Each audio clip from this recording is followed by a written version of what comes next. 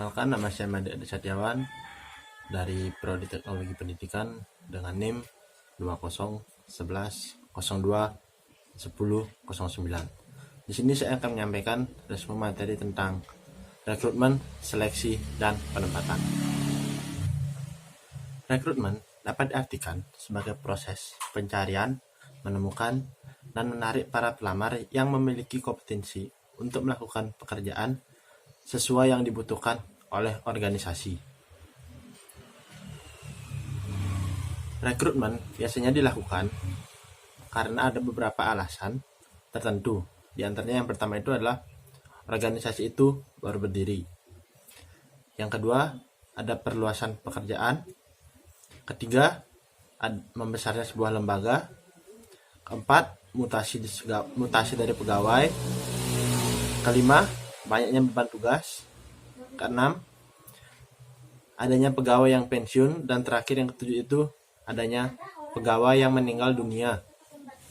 Di dalam dunia pendidikan, untuk mendapat calon guru dalam program rekrutmen, kepala sekolah dan guru yang ada biasanya bisa membantu proses rekrutmen, dan juga para guru bisa melakukan proses bimbingan karir dengan cara mendatangi perguruan tinggi untuk memperkenalkan peran dan tugas guru kepada mahasiswa calon guru.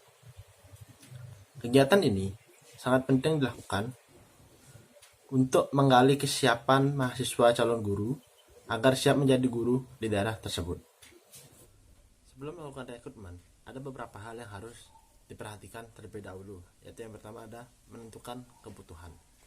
Yang dimaksud menentukan kebutuhan di sini adalah jika pada suatu saat adanya pegawai pensiun atau yang mengundurkan diri, ya otomatis jabatannya itu akan kosong dan harus segera digantikan oleh pegawai yang baru yang sesuai dengan jabatan tersebut.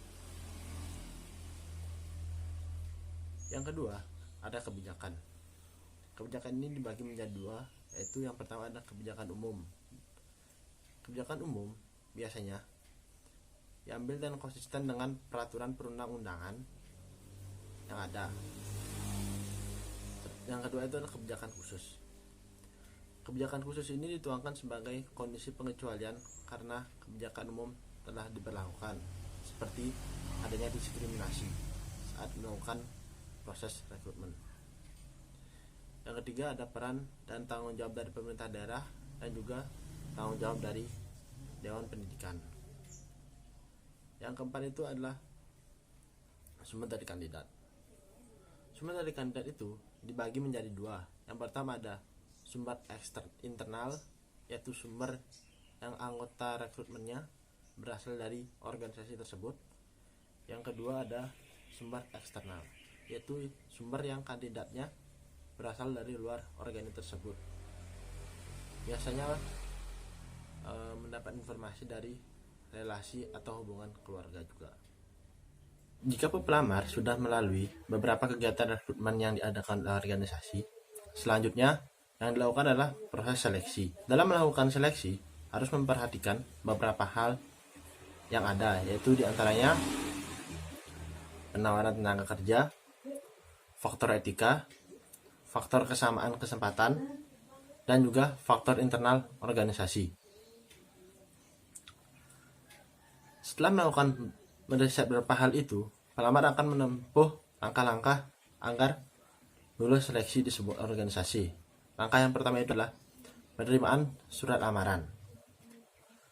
Setelah menerima surat lamaran, akan dilakukan penyelenggaraan ujian. Setelah ujian selesai, akan dilakukan wawancara seleksi. Setelah wawancara akan adalah dilakukan pengecekan latar belakang pelamar dan surat-surat referensi lainnya. Setelah melakukan pengecekan latar belakang, akan dilakukan evaluasi kesehatan dari pelamar. Apakah pelamar itu bagaimana keadaan mentalnya dan juga keadaan kesehatannya. Yang F ada wawancara oleh manajer yang akan menjadi atasannya langsung. Dan di proses ini akan dilakukan juga pengenalan pekerjaan. Yang terakhir akan diputuskan atas lamarannya, ia lulus ataupun tidak.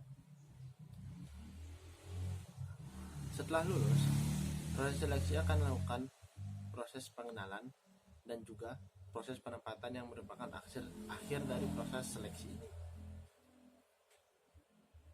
Menurut pandangan orang, jika sudah proses seleksi sudah ditempuh dan lamaran seseorang diterima, ia akan memperoleh status sebagai pegawai dan ditempatkan pada posisi tertentu untuk melaksanakan tugas atau pekerjaan tertentu pula. Sekian resume materi yang saya bisa berikan. Jika ada salah pengucapan kata, saya mohon maaf. Sekian dan terima kasih.